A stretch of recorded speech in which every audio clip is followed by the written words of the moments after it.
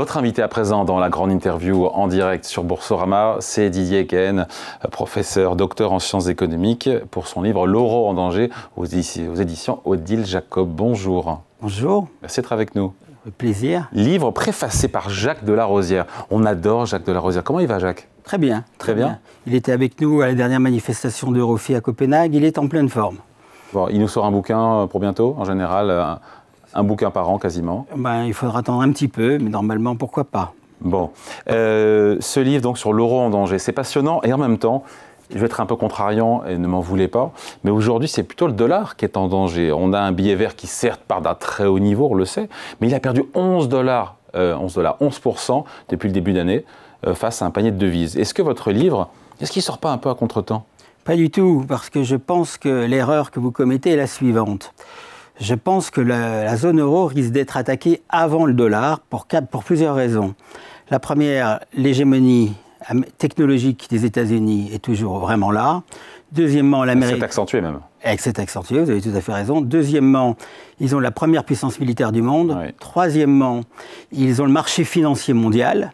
Quatrièmement, ils ont l'indépendance énergétique. Il est vrai que le déficit budgétaire est préoccupant aux États-Unis. Jumeau, déficit je peux vous dire, oui, tout à fait. Mais budgétaire et commercial. Tout à fait. Mais je peux vous dire que la zone euro, avec cette hétérogénéité et ces divergences économiques qui se sont accrues entre les pays de la zone euro, et l'endettement abyssal de certains États membres fondateurs, s'il se poursuit, arrivera nécessairement un moment de vérité pour la monnaie unique. Ouais.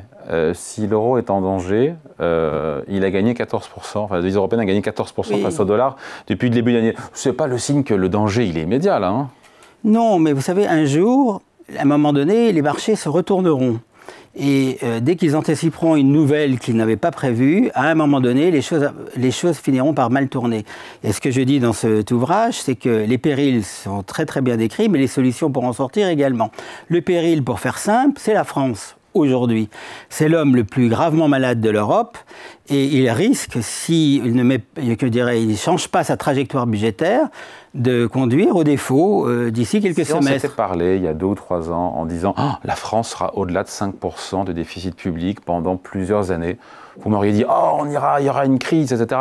On voit bien que l'État français s'endette toujours. Je ne dis pas que ça va tenir. Je pense que vous faites une erreur parce que l'équation... C'est ma deuxième erreur alors. L'équation existentielle pour la France est la suivante. Ce n'est pas tellement le niveau d'endettement public, c'est le niveau des dépenses publiques par rapport à la richesse nationale. 56% du PIB. 57,5% pour 2024, contre une moyenne de la zone euro en incluant la France, qui est de 50%. Vous avez 7,5 points d'écart. Et ça, c'est la différence entre la vie et la mort. Pourquoi? Parce que nous avons des prélèvements obligatoires, des impôts... Il y a 25 ans, cet écart était sociales. Il y a 25 ans, cet écart était beaucoup plus faible. On convergeait tous. On n'avait aucune divergence. Le ressort, il se tend là, c'est ça? Évidemment, parce qu'en 1999, pour adhérer à l'euro, tout le monde a fait les efforts pour converger. Donc nous étions dans une dynamique positive. On pensait que l'euro allait approfondir le marché unique. 67% des Français souhaitent conserver la monnaie unique. Oui. Sondage TNS-Sofres, les Français ont fini par plébisciter l'euro. Il n'y a plus de question de sortir de l'euro aujourd'hui. Tout à fait, heureusement. Ni en France, ni ailleurs. Heureusement, mais je crains que si on ne met pas fin à la dérive et au dérapage incontrôlé des finances publiques, nous allons avoir des graves problèmes. Le scénario ressemble à quoi dans l'enchaînement? J'ai du mal à voir. Déjà parce que la BCE est là et on sait bien qu'en dernier ressort, vu que si l'euro est menacé, c'est une menace existentielle, il n'y a plus de BCE, il n'y a plus rien. Donc la BCE sera là pour sauver la France et la zone euro. À quel prix? C'est un autre sujet. Mais sur comment dire, pas l'agencement, mais les différentes étapes qui nous mènent vers le danger pour l'euro. Notre problème, si vous voulez, c'est qu'on a une croissance de 0,5% par an, et on a une charge d'intérêt qui va maintenant être de 3% par an. On parle de la France. Comment on résout l'équation? Par l'endettement.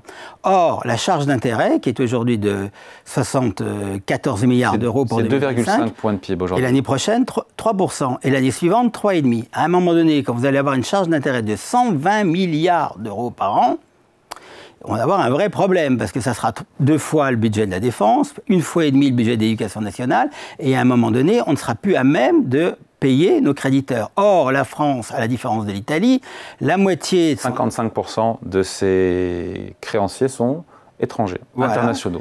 d'une part, et nous avons un endettement, si vous cumulez l'endettement public et privé, un endettement qui dépasse 200% du produit intérieur. Ouais, mais si on fait ça pour 100% pour l'Italie, le pays le plus endetté d'Europe. Okay. C'est la France. À la fois endettement privé et public. Oui.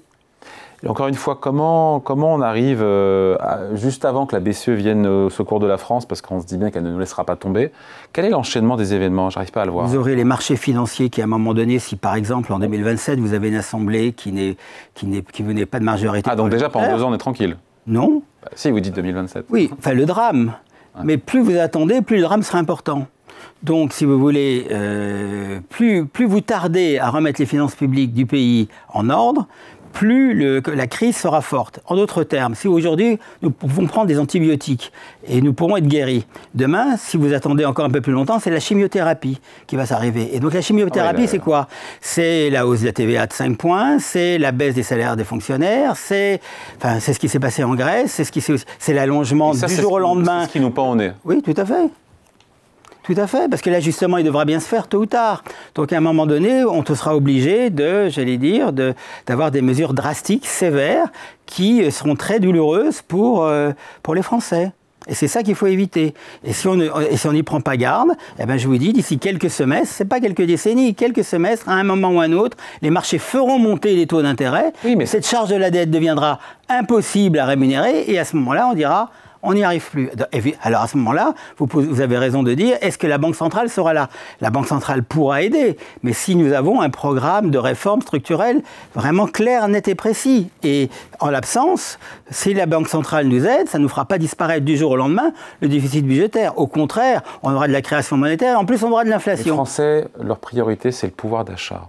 On en a parlé juste avant, d'ailleurs, oui. Dans la négociation entre Sébastien Lecornu et le Parti socialiste, il y a cette idée de taxer les riches, les entreprises, et potentiellement de rendre du pouvoir d'achat aux Français, notamment sur les bas salaires. Vous comprenez que pour les Français, il y a la fin du mois. Tout à fait. Et donc, pour y arriver, baissons la dépense publique de 1% par an, ce qui permettra de baisser... On n'est même pas à l'idée de la stabiliser aujourd'hui. Hein. Mais vous me demandez quelle est la solution? Toutes les solutions qui sont en œuvre. Politiquement acceptable. Mais politiquement acceptable. Pourquoi tout ce que les autres pays européens ont été capables de faire, les Français sont-ils les plus idiots en Europe? Cette Assemblée nationale-là ne votera jamais pour une baisse de 1% de la dépense publique. Eh bien alors, cette Assemblée nationale ne sera jamais capable de remonter le pouvoir d'achat des Français. C'est pas plus compliqué que ça. Si la France est attaquée... c'est-à-dire que l'euro est en danger, parce que la France, c'est le cœur du réacteur, c'est le... Tout à fait. Tout à fait, c'est bien le problème.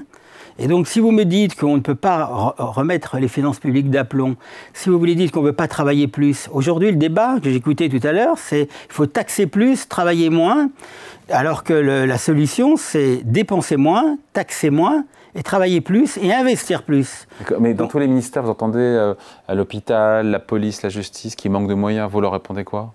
Je répondais par exemple en Allemagne, ils ont 10 millions de population supérieure de 10 millions à la nôtre. Et ils ont 1 million de fonctionnaires en moins. Vous croyez qu'on est mal soigné en Allemagne?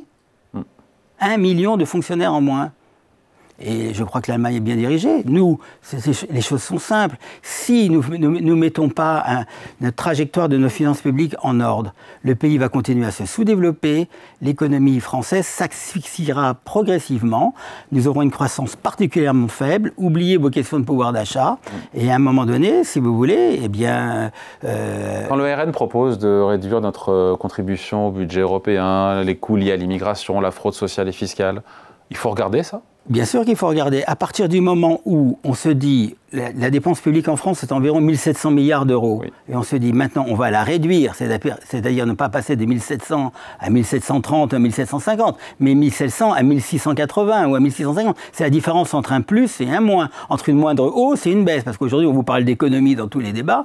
Il n'y a aucune économie. C'est une moindre hausse et on n'est toujours pas vers une baisse. Donc je pense qu'il faut aller vers une baisse de la dépense publique. Et donc toutes les initiatives... Vous savez, la Cour des comptes a fait des rapports, je dirais, vous en auriez une pile immense. mandatons la Cour des comptes pour avoir des propositions. Mais vous savez, ne pas remplacer un fonctionnaire sur 2. Nous avons des problèmes sur je dirais, la réforme de l'apprentissage qui pourrait permettre de faire des gains substantiels. Vous avez la réforme territoriale, vous avez les niches fiscales. Les pistes sont multiples et variées. À partir du moment où le débat s'instaure entre les partis politiques pour faire baisser la dépense, je pense qu'on a déjà gagné parce qu'à ce moment-là, nous sommes sur le bon chemin pour retrouver une trajectoire qui permette à la France de revenir dans le concert européen. Parce qu'aujourd'hui, si nous divergeons autant, vous n'avez pas un drame. Mais qu'est-ce que vous avez entre-temps? Vous avez une défiance au niveau du Conseil européen. Cette défiance accompagne une politique économique du chacun pour soi, de nationalisme économique et d'aucune avancée sur l'Europe économique, bancaire, financière ou politique. Donc le drame n'est pas pour tout de suite. Mais en attendant, cette défiance s'instaure et l'Europe décroche progressivement par rapport aux États-Unis, par rapport aux grandes puissances du monde. Est-ce que c'est ça qu'on veut? La réponse est non. Puisque vous parlez de la Cour des comptes, j'étais en interview sur Public Sénat avec Pierre Moscovici, c'était vendredi. Il a bien dit il faut que tout le monde contribue et les plus riches aussi. Oui, tout le monde doit contribuer, mais d'abord l'État. Pourquoi toujours ce débat sur la taxation? On n'a jamais vu une nation s'enrichir quand on punit la richesse. Il faut au contraire faciliter l'initiative, favoriser l'initiative, développer l'investissement. Arrêtons d'avoir toujours cette politique de facilité monétaire et budgétaire de soutien de la consommation qui nous a emmenés au désastre parce qu'aujourd'hui nous sommes une économie très affaiblie et prenons une politique de l'offre qui va... Et c'est ce qu'a fait Emmanuel Macron depuis 2017, sa politique de l'offre. Jamais, monsieur Jacot, une politique de l'offre. Comment vous avez une politique de l'offre quand vous avez, j'allais dire, je ne reviens pas sur le nombre de fonctionnaires, quand vous avez fait une augmentation... Non, mais la baisse de la fiscalité sur les entreprises... Nous avons 5 points de prélèvement obligatoire de plus que les Allemands. C'est ça une politique de l'offre? Nous avons 1 million de fonctionnaires. On l'a réduit. Non, elle a augmenté. Vous avez 1 million de fonctionnaires en plus que l'Allemagne, qui a 10 millions de personnes de plus. Donc, vous trouvez que c'est une politique de l'offre?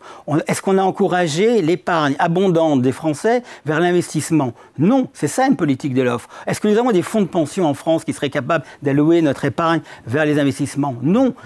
Donc, toutes ces grandes mesures d'encouragement du financement... Donc, vous dites non, en gros, non à la taxation des entreprises, non à la taxation des riches, non aux hausses d'impôts. En fait, pour vous, tout doit se faire sur les économies, sur la dépense publique. C'est l'alpha et l'oméga. Si vous faites une taxation... que tout le monde doit contribuer un petit peu.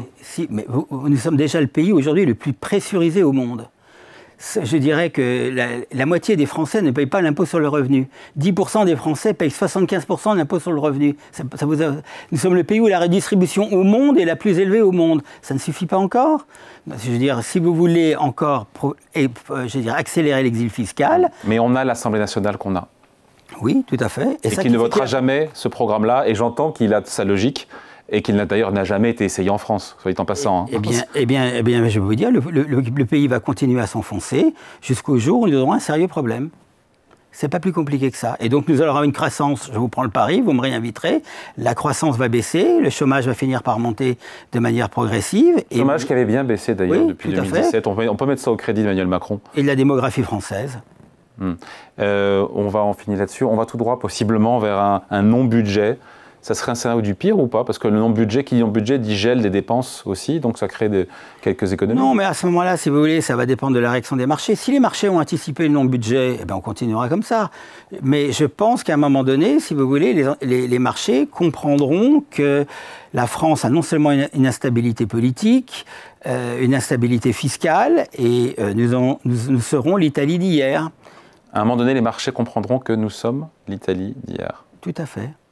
Bon, et vous le datez quand ça? Parce que moi j'attends celui qui va me dater ça, parce qu'on sent bien le mur arriver, il faut dire ce qui est. Chaque fois dans les commentaires, j'ai les commentaires sur YouTube, les questions que je pose, c'est pour être un peu dans la contradiction, c'est pas évidemment ce que je pense. Nous sommes sur le Titanic. Aucun intérêt d'ailleurs. Nous sommes sur le Titanic, l'iceberg est à proximité. Je vous dis aujourd'hui, changeons de braquet. Soit nous changeons de braquet, soit nous allons directement dans le mur. Si on ne change pas de braquet, parce que c'est ce qui semble être le plus probable à court terme. Les divergences s'accroîtront. Et l'euro finira par être mis en question par les marchés, comme en 2011-2012, par les marchés financiers. La France attaquée par les marchés, ça serait quand, si rien ne change? Ou si on reste dans les purs? Maximum d'ici 2 ou 3 ans. Bon, on se reverra d'ici là. J'espère. D'ici là, il faut lire Didier Cahen, donc Laurent Danger, préfacé par Jacques Delarosière, qu'on adore aux éditions Odile Jacob, donc Didier Cahen, invité de la grande interview en direct et en replay sur Boursorama, sur YouTube. Merci à vous. Merci.